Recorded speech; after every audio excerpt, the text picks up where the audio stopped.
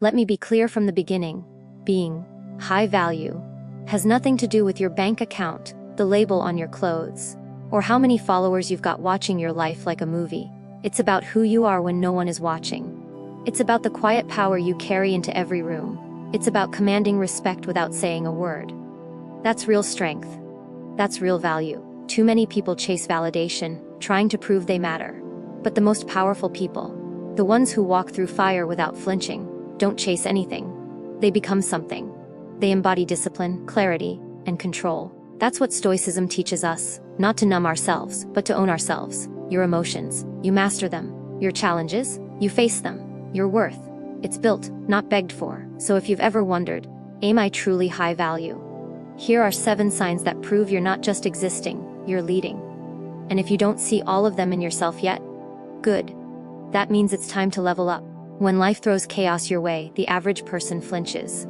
They react without thinking, letting anger, fear, or ego dictate their next move.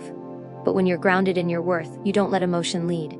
You pause, you analyze, you hold space between stimulus and response. That's where your power lies, not in what happens to you, but in how you choose to respond. Reaction is instinctual.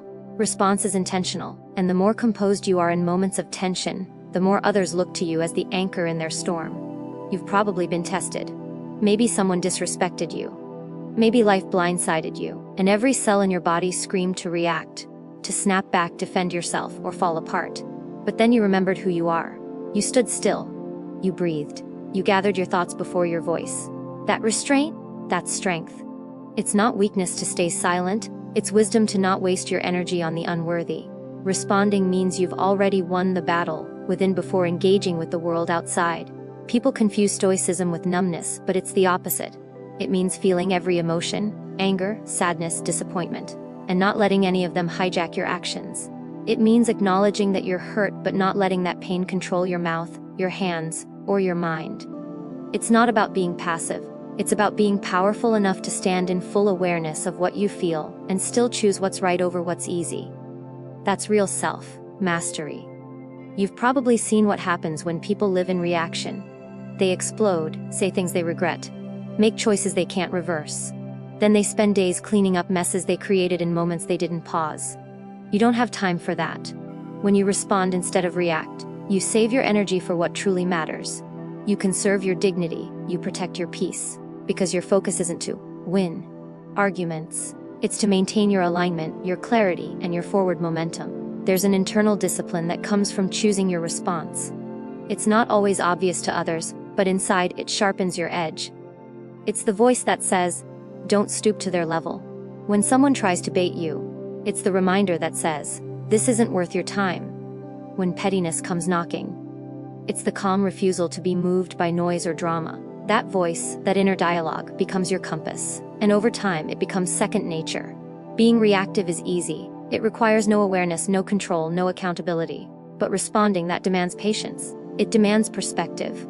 It demands that you understand the long game, that not every battle is yours to fight, and not every insult requires a rebuttal. You don't measure your strength by how loud you are. You measure it by how steady you stay when the world tries to shake you. And the more you practice that calm, the more magnetic your presence becomes. Think of the people you admire most. Are they frantic? Do they lash out? Or do they carry themselves with poise, even under pressure? That's what draws us to them. It's not just what they say. It's how they hold their silence. It's how they make decisions from clarity, not chaos. When you become that person, you shift the energy in every room you enter. Your restraint becomes a message. Your stillness becomes a standard. You lead without needing to control. Sometimes, the best way to respond is not with words but with action. Silence is a response. Distance is a response. Growth is a response. Not everything needs to be addressed. Not everyone deserves your reaction. When you respond from strength, you reclaim your time, your emotion, and your direction. You're not at the mercy of every trigger. You're the one setting the tone. It's not that you don't feel. You feel everything. But you know that not every feeling deserves expression in that moment. You know how to let emotions pass through like clouds. Acknowledged, observed, but not clung to. That's emotional intelligence in its rawest form. That's what separates those who grow from those who stay stuck in the same reactive loops, wondering why nothing changes. Mastering your response is the foundation of leadership, not just over others, but over yourself. It builds character. It builds presence. It builds an unshakable kind of trust in yourself. Because you know, no matter what comes at you, you will respond with strength, not stumble in reaction. And that kind of person, that kind of presence, it doesn't just survive chaos, it defines it. Choosing purpose over popularity is one of the clearest signs that you've outgrown the need to be accepted by everyone. It's not that you don't care about people. It's that you care more about truth than applause. You've realized that real fulfillment doesn't come from being liked by the crowd, but from being aligned with your values. Popularity is fleeting and often built on compromise. But purpose anchors you. It gives you something deeper than validation. It gives you direction. There comes a point in life when you stop molding yourself to fit into places that were never meant for you. You no longer laugh at jokes that go against your integrity. You don't participate in conversations that betray your character. You stop bending so others feel comfortable. Why? Because your purpose doesn't have room for performance. You don't live for the temporary high of approval. You live for the long game of impact. That means walking away from crowds that demand you shrink to stay. When you live with purpose, you're no longer swayed by trends or public opinion.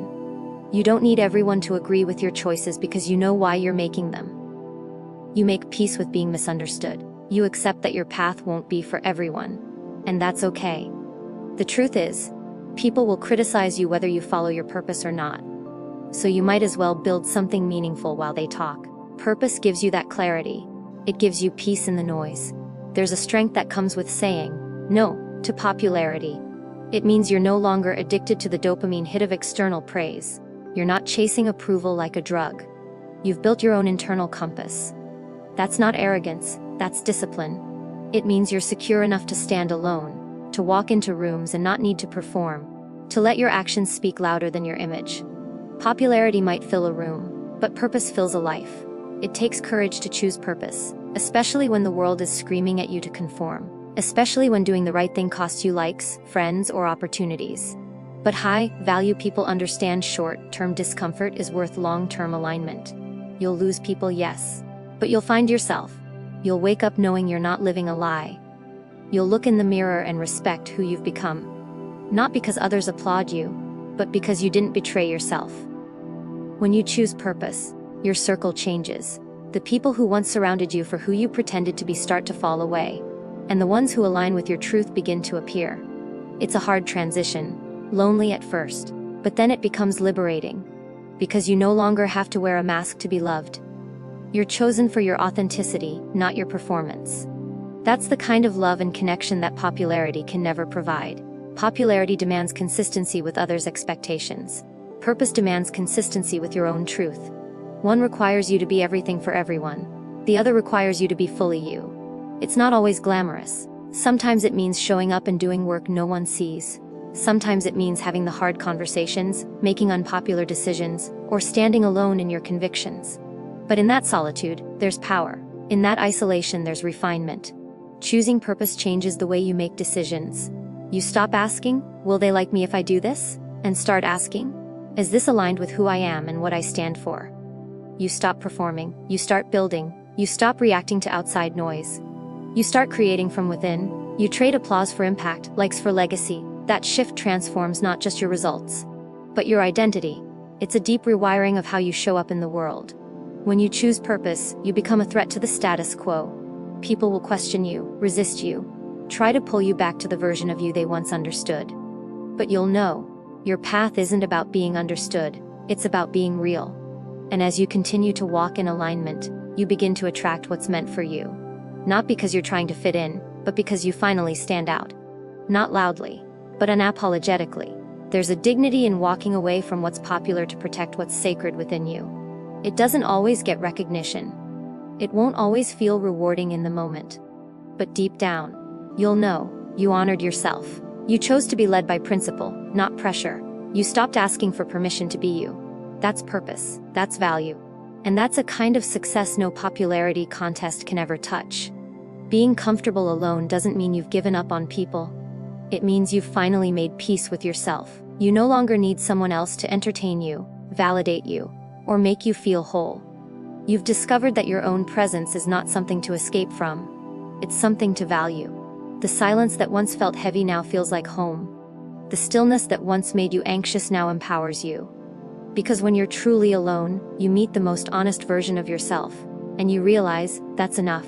Most people fear solitude because it exposes what they've been avoiding. Their insecurities, their regrets, their unhealed wounds. Those voices get louder in the absence of noise. So they keep themselves distracted, constantly surrounded by others, endlessly scrolling, endlessly performing. But high-value individuals don't fear what surfaces in solitude. They face it. They let it teach them. They let it refine them. They don't need background noise to feel alive. They are alive in their own stillness. Alone time is not empty time, it's sacred. It's where you sharpen your thinking, reconnect with your values, and recalibrate your direction. It's where you reset your emotional baseline, so you stop being reactive to the world around you. When you're comfortable being alone, you become dangerous. Not because you're hostile, but because you're independent. You don't need to latch onto anyone to feel secure. You don't settle for mediocre just to avoid loneliness. You choose your peace over shallow company. Being alone builds your resilience. It shows you that you can survive without constant companionship, that you can enjoy your own company without feeling inadequate, that you can navigate life's chaos without relying on someone else to carry your emotions. You learn how to regulate yourself, how to sit with discomfort, how to move through pain without broadcasting it. That kind of emotional autonomy isn't taught in crowds. It's built in solitude, through reflection, through healing, through growth. When you're alone, you stop performing. There's no one to impress, no one to outshine, no roles to play. You just are. And in that raw state of being, you figure out what truly matters to you. Not what's trending, not what others expect, but what your soul actually needs. That kind of clarity is impossible when you're constantly surrounded by opinions, expectations, and projections. In solitude, you stop absorbing noise and start hearing your own voice again. It's in the quiet moments that your real power takes shape. You start creating instead of consuming. You stop running from your past and start understanding it. You stop needing people to see you and start seeing yourself. You read more, think deeper, move with more intention. You become so rooted in who you are that no one else's absence or presence defines your worth. That self-containment becomes your shield. It becomes your strength. Being alone also forces you to sit with your flaws, not to shame yourself but to improve. You begin holding yourself accountable. You stop blaming others for your pain. You confront the patterns you've outgrown and the habits you must break. It's uncomfortable, but it's also transformational. Because while everyone else is numbing themselves with distraction, you're becoming wiser, calmer, stronger. You're choosing growth over escape. You're planting roots where others are chasing applause. You also stop over-explaining yourself. You no longer seek external permission to feel, think, or live a certain way. You realize that not everyone needs to understand you, and that's okay. You weren't meant to be digestible for everyone. You were meant to be authentic to yourself. And when you're alone, that authenticity deepens. You stop diluting your truth just to fit into spaces you've outgrown. You walk away not because you're cold, but because you've warmed up to your own peace. There's a quiet power in being alone that most people overlook. It doesn't scream for attention. It doesn't beg for company. It simply stands firm. You start setting higher standards, not just in who you allow into your life, but in how you allow yourself to be treated. You stop tolerating disrespect disguised as closeness. You don't entertain people just because you're bored. You've got a full life even in silence. That's when solitude stops being lonely. It becomes luxurious. And in that space, the right people begin to find you. Not because you were chasing them, but because your solitude made room for something real.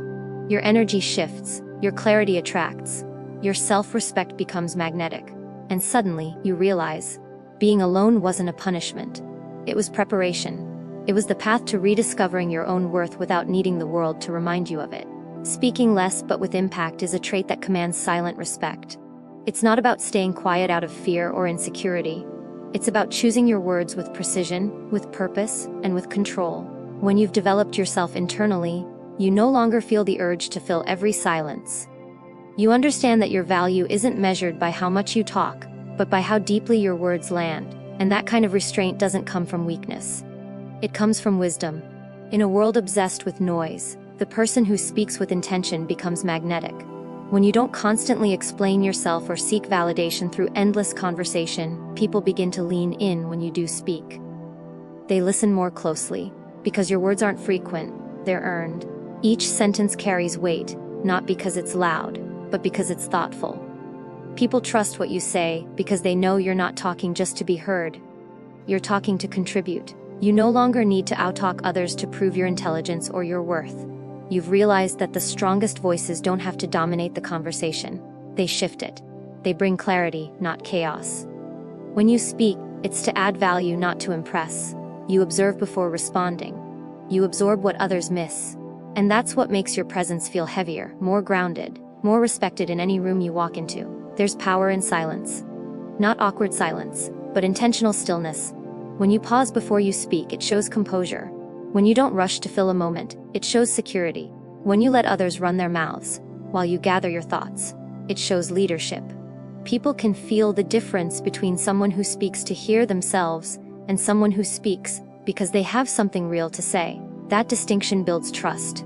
You become someone others look to when clarity is needed. You're not swept up in emotional chatter or reactive dialogue. You speak when it's time, and you do it with purpose. Whether it's one sentence or 10, you choose your words with the awareness that what you say can either build or break.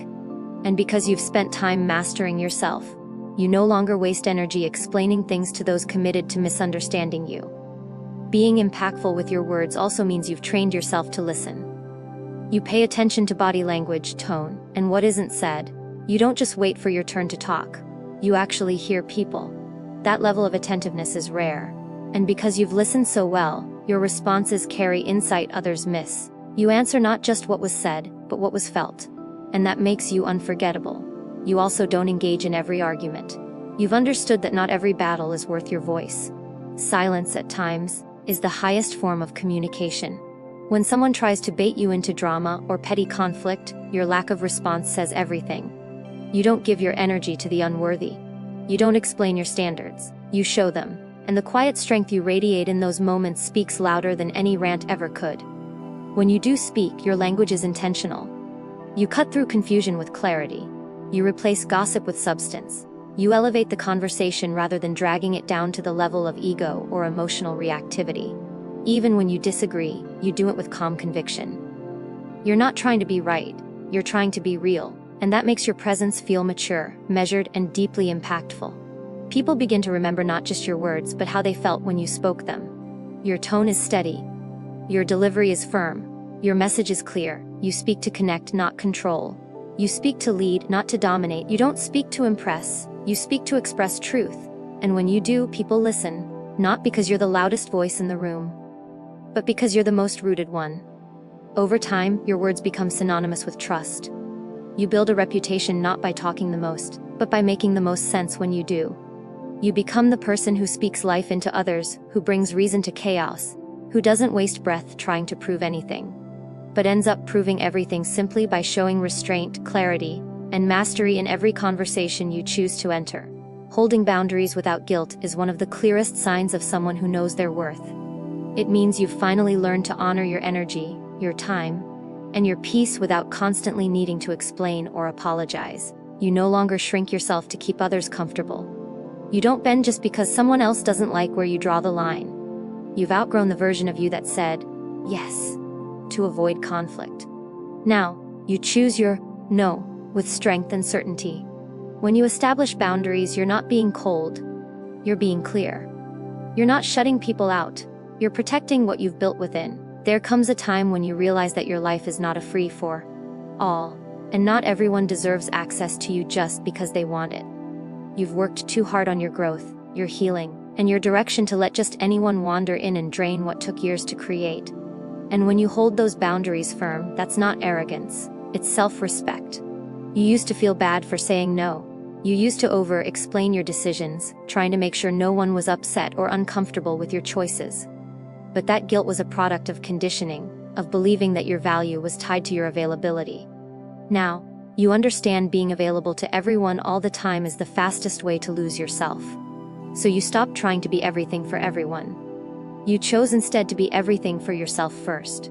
People may not like your boundaries, and that's okay, because you didn't set them to please others. You set them to protect your integrity. And the truth is, people who benefit from your lack of boundaries will always resist when you finally put them up. That resistance isn't a reason to retreat. It's proof that the boundary was long overdue. You're not here to be controlled by guilt or manipulated by pressure. You're here to live a life that reflects your values. Boundaries are not walls, they're filters. They let the right people in and keep the wrong ones out. And when you become strong in those boundaries, you stop wasting your time trying to fix, convince, or chase people. You recognize that it's not your job to manage other people's reactions. Your job is to be clear about who you are, what you need, and what you will and will not accept. That kind of clarity isn't selfish, it's essential. You stop answering every call. You stop justifying why you can't make that event, or why you don't feel like engaging in a draining conversation. You stop giving second and third chances to those who trample over your peace. You realize that people-pleasing is a form of self-abandonment, and you've decided you're done abandoning yourself. Every time you hold a boundary, you reinforce the truth that your life is not a negotiation, it's a standard. You also realize that the people who genuinely care about you will respect your boundaries without punishment, guilt, tripping, or manipulation. They won't make you feel like you have to sacrifice your well-being for their comfort. And those who do, they reveal themselves. They show you they were never aligned with the highest version of you, so you let them go, not with bitterness, but with clarity. Because protecting your peace is more important than preserving a relationship that's built on your self-neglect. There's an unspoken power in being able to say no without flinching. It shows that you trust your own judgment. It shows that you no longer need permission to honor yourself. You don't need a reason that's palatable to others. Your no is a complete sentence, and you've learned how to say it without resentment, because it comes from a place of deep understanding of what you need to stay aligned. The guilt that used to haunt you fades with time, because you begin to see the results of living with boundaries. You're less drained, less resentful, more focused, more peaceful. You stop attracting chaos because you no longer entertain it. Your life begins to reflect your standards, and your relationships become more honest. You're not surrounded by people who take. You're surrounded by people who respect. That shift doesn't happen by accident. It happens through boundaries. And in holding those boundaries, you've built something priceless: self-trust. The knowing that you will protect yourself, that you will not abandon your needs for approval, that you will show up for your values even if it costs you comfort. You've chosen alignment over attachment, respect over people-pleasing. And that choice, repeated daily, becomes the foundation of a life that honors who you truly are. Embracing discomfort to grow is a mindset few are willing to adopt, but those who do become unrecognizable over time, in the best way. You've learned that real evolution doesn't come wrapped in convenience. It shows up disguised as fear, as uncertainty, as failure, and you welcome it because you know what lies on the other side. Growth doesn't happen in safety. It happens when you lean into what feels hard, unfamiliar, and even painful, trusting that it's shaping you into someone stronger, sharper, and more prepared. You no longer avoid discomfort the way you once did. You don't numb it with distractions or run from it through easy decisions. Instead, you face it. You choose to sit in it, to understand it, to let it refine you. Whether it's the discomfort of waking up early to discipline your mind, or the sting of telling the truth when lying would be easier, you choose the harder road. Not because it's fun, but because it's real. Because it stretches the limits of who you think you are and expands who you're becoming. Discomfort reveals what you still need to confront. It brings to the surface your fears, your ego, your excuses. And instead of pretending those things aren't there, you let the discomfort be your teacher. It shows you where you still rely on validation. It shows you where you avoid responsibility. It points to the blind spots in your character that comfort will never expose. You lean into that friction because you know that clarity lives inside resistance. There's a version of you you haven't met yet, and they're waiting on the other side of the things you're avoiding. You've realized that each time you step into something uncomfortable, whether it's having a difficult conversation, breaking an old habit, or setting a new standard, you unlock a part of yourself that had been dormant. Growth isn't a moment, it's a lifestyle. It's a daily decision to choose the uncomfortable truth over the comfortable lie. Most people want the reward but not the process. They want strength without struggle, wisdom without experience, confidence without failure. But you've accepted the truth: there is no shortcut to self-mastery. There is no substitute for doing the work. And that work often looks like showing up on the days you don't feel like it, saying no to instant gratification, and confronting the parts of you that still sabotage your own greatness. You don't romanticize the process, you respect it.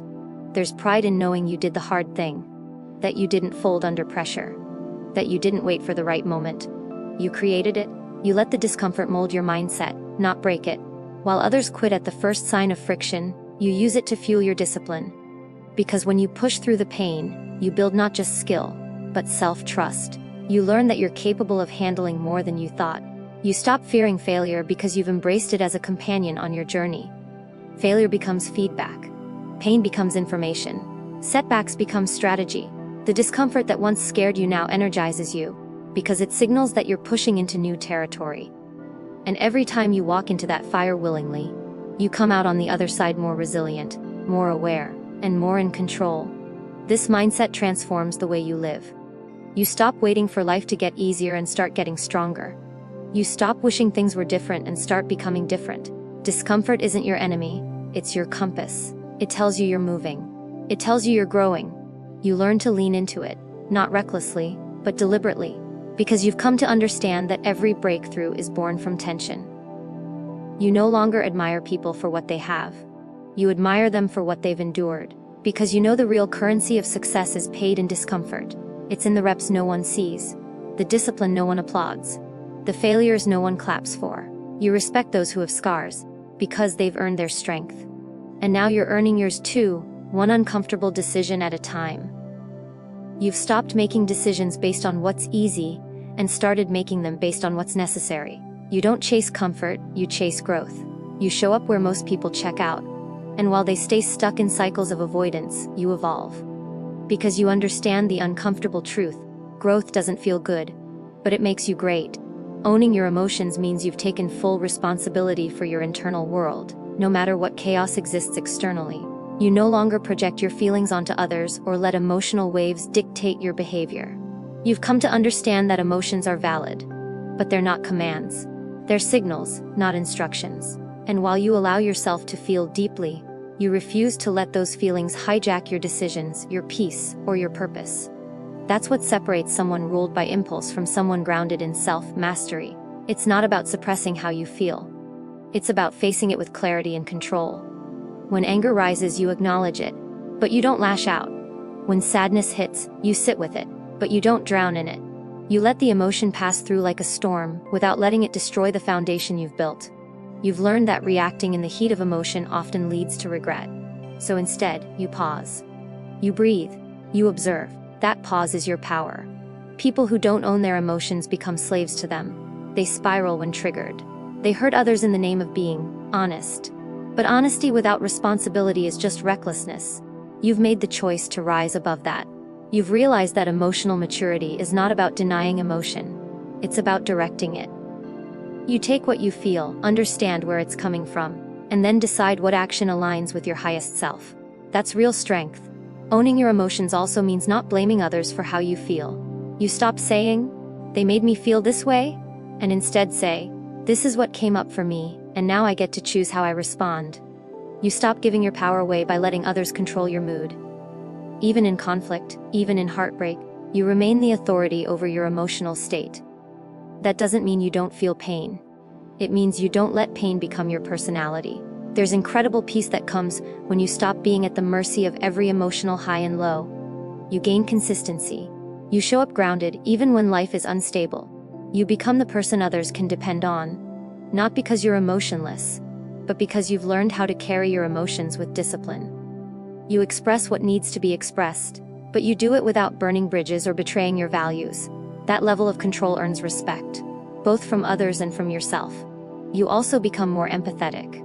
Because when you understand your own emotions, you stop judging others for theirs. You no longer react defensively. You respond thoughtfully. You see through the noise. You listen beyond the words. And you don't let someone else's emotional turbulence drag you into their storm. Your boundaries are strong, but your compassion is intact. That balance isn't something you're born with. It's something you've built. There was a time when you let emotions control everything. Your tone, your timing, your choices. You acted out of fear, lashed out from pain, or stayed silent from shame. But now, you've created space between how you feel and how you act. That space is where growth happens. That space is where healing begins. It's in that space that you've started making decisions based on vision, not reaction. That shift has changed everything about how you lead, love, and live. Emotions are powerful tools, but they're dangerous masters. You've chosen to be the one who holds the reins. Even when you're triggered, even when the old version of you wants to take over, you hold the line. You regulate, you reflect, you refuse to let temporary feelings cause permanent damage. That level of discipline creates momentum in your life. It creates stability. And that stability becomes a foundation others feel when they're around you. You've also stopped invalidating your emotions. You've learned to name them, to sit with them, to process them without judgment. That self-awareness becomes a superpower. Because once you name what you're feeling, it no longer controls you. It becomes something you can work with, something you can move through. You no longer suppress or explode. You transmute. You take emotional energy and channel it into clarity, into creation, into progress. Owning your emotions is one of the most courageous things you'll ever do. It requires daily discipline. It requires humility. It requires checking yourself, holding yourself accountable, and refusing to let your worst moments define your future. But it also unlocks your full potential, because when your emotions no longer own you, nothing else does either. Not rejection, not praise, not fear. You become free. You become powerful. You become untouchable, not because you feel nothing, but because you feel everything and still choose your response.